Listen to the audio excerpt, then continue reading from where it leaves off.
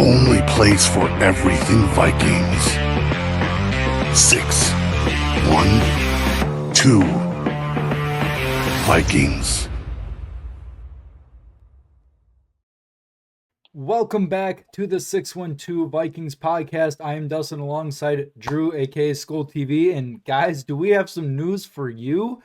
Your favorite NFL coach, our favorite NFL coach, got his contract extension today, and we're going to talk a little bit about that. But first, Drew, how are we doing on this fine Tuesday night, this nice Taco Tuesday? We're doing good. Had some Vikings news that gave us some content to talk about for sure. Usually this is kind of like the weird part of the off season for me. I always find it to be like one of the longer parts, just because it's the when you're not in the postseason or you're no longer in the postseason, that gap between you playing is such a long gap. So I finally got some content to talk about, probably until free agency starts up again, but yeah, definitely excited that we got Kevin O'Connell back in the building for at least a few more years. I know a lot of people are speculating about how much we paid him, but good thing is it doesn't go for our cap space or anything like that. So definitely something that I'm very happy about. I'm sure a lot of the Viking players are happy about as well. Oh, yeah, I gotta play. I forgot I added this in here, but we gotta play the song for when Kevin O'Connell gets extended. Let's go, baby. Let's go. So yeah, with Kevin O'Connell being extended, I think that gives a lot of clarity to Vikings fans in general. Because like you were saying, there's a lot of speculation talk, which I don't think there was really any truth to him leaving, getting traded, whatever it was, whatever the silly rumors were. Kevin O'Connell was always here to stay. He's going to get married in contract wise to JJ McCarthy, whatever his future is. And, this is also another topic for another video is, he's not going to marry his career to Sam Darnold. And I think we all kind of know that. Just kind of start over with rookie quarterback, JJ McCarthy, and just kind of go that route. And I think this was a very smart and well needed move to do for the Vikings. It kind of sucks that it was waited until after the season, which I do see some sides to that why they would wait. But what's your kind of thoughts on the timing of this contract and what it means for the future of the Vikings? Like I said, usually these kind of contracts are usually done after the season's over, after the season concludes. So I remember the last time we had a coach extension. It was kind of talked about, is he going to get extended? It's usually they are. Like, it's very rare that you see a head coach just walk out the door, kind of like what Mike McCarthy just did in Dallas. It's very rare. So either they get fired or they get extended. So I had no doubt in my mind that they were going to get this done. So yeah, as the timing of it, we saw this kind of happen with Mike Zimmer after the 2019 postseason. It happened probably about maybe a week or so after that exit against the Niners. So the timing of it doesn't really seem all that surprising to me. It's about the same time frame as we just saw with Kevin O'Connell. So they'll have some talks with Kwesi. They've said that should probably maybe hopefully they can get that done within the week, within the next 7 days. So that way you kind of get everything locked up and get some continuity in this organization. Yep. Yeah, and I think the next kind of domino to fall to is we're waiting on Kwesi, which I don't know about you. You can spill your thoughts on this too. Is the Kwesi extension? I think he will get extended, but I can see why there was a way to it. I mean, there can be a reason that KOC gets his own day for an extension. Kwesi would get his own day, but I see the hesitant nature of why you would kind of wait on something like that because you know let's call a spade here. The Kettle Black. I mean, he hasn't had the best draft history the past 3 years here, and we won't know how the 2024 draft class will go until next year, a couple of years after, or even the 2025 draft class for this year. And I think extending him would be kind of the right move. I personally. So, what would a Kwesi contract look like? I mean, the details for Kevin O'Connell that hasn't really came out money wise. I don't think we'll really know the exact number for that, but the years may come out sometime soon. I'm guessing 3 to 5 years for Kevin. If I had to guess, I would maybe think 5 years, maybe more than that. I don't know how coach contracts work, but do you marry the same contract length with KOC with Kwesi?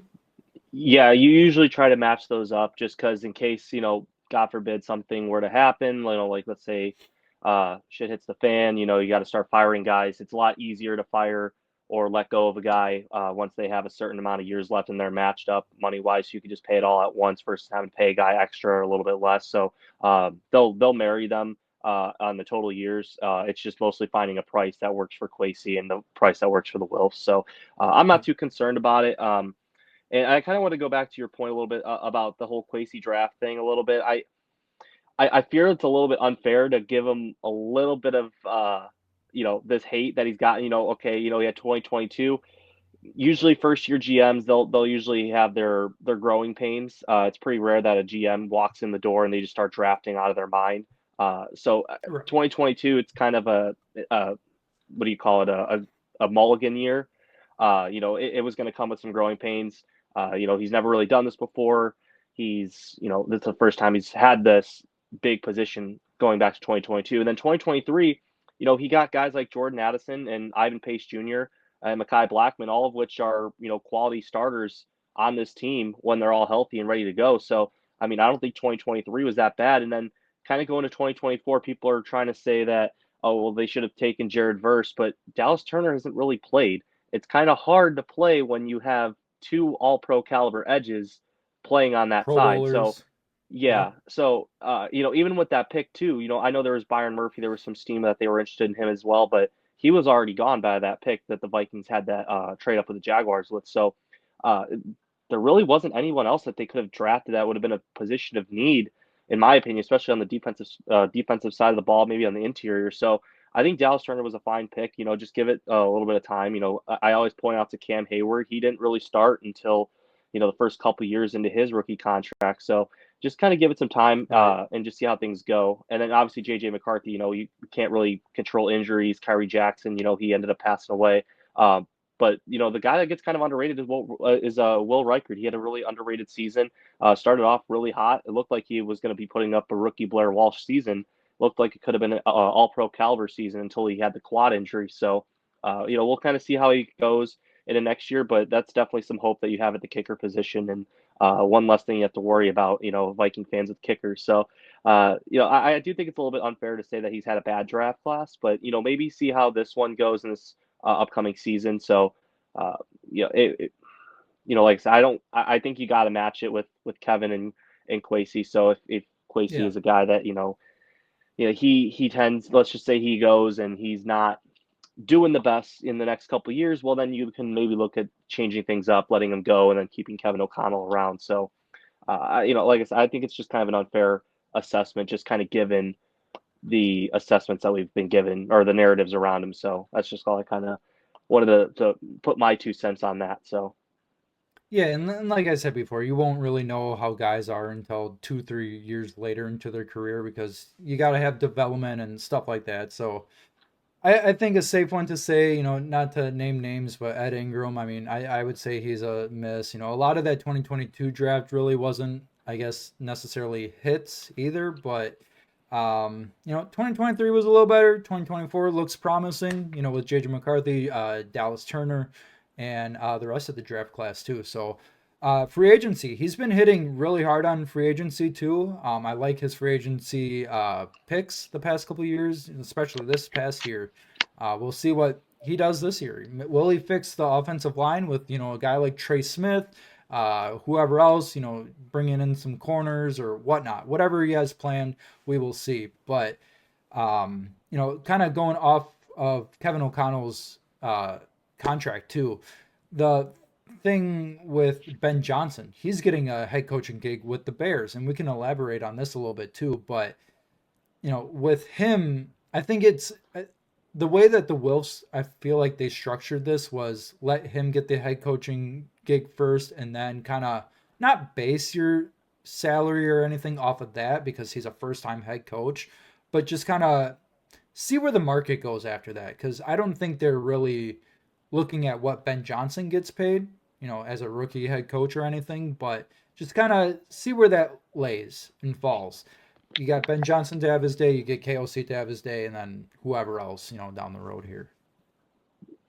Yeah, for sure. I think that's a good take on that as well. Uh, you know, I think my guess is I would say Kevin O'Connell's probably going to be looking at just money like that's kind of just shy of like a Sean McVay, because I think it would have been an assessment where he hasn't won the Super Bowl yet, so he's not going to be like a top five head coach pay, but it's good enough to be like in the Kyle Shanahan market, I would say. So I would say that's kind of like the fair assessment. I don't know how much he makes off the top of the head, but I think that's kind of where, if I had to guess, where it would be at, maybe potentially a little bit more kind of in between those two, just to kind of set the market for Because he's the not going to get future. like Andy Reid type money. I mean, Andy No. Reid's like one of one basically, and then Hmm. everybody else, you know. Yeah, yeah, he's I think he's the highest paid coach right now in football. So he won't get like that until he wins a Super Bowl. So if he does Yep. win a Super Bowl on this second contract, then maybe I could see him demanding that because he was the guy to bring the first Super Bowl to Minnesota. So it's something that definitely would be a big contract negotiation tactic to use for the future if that's the Right. route they end up going in the next couple of years. So we'll kind of see how things go on year two or the second contract for Kevin O'Connell, but I think things are definitely pointing in the right direction. Quick side street here too, with all these head coaching vacancies being filled slowly but surely.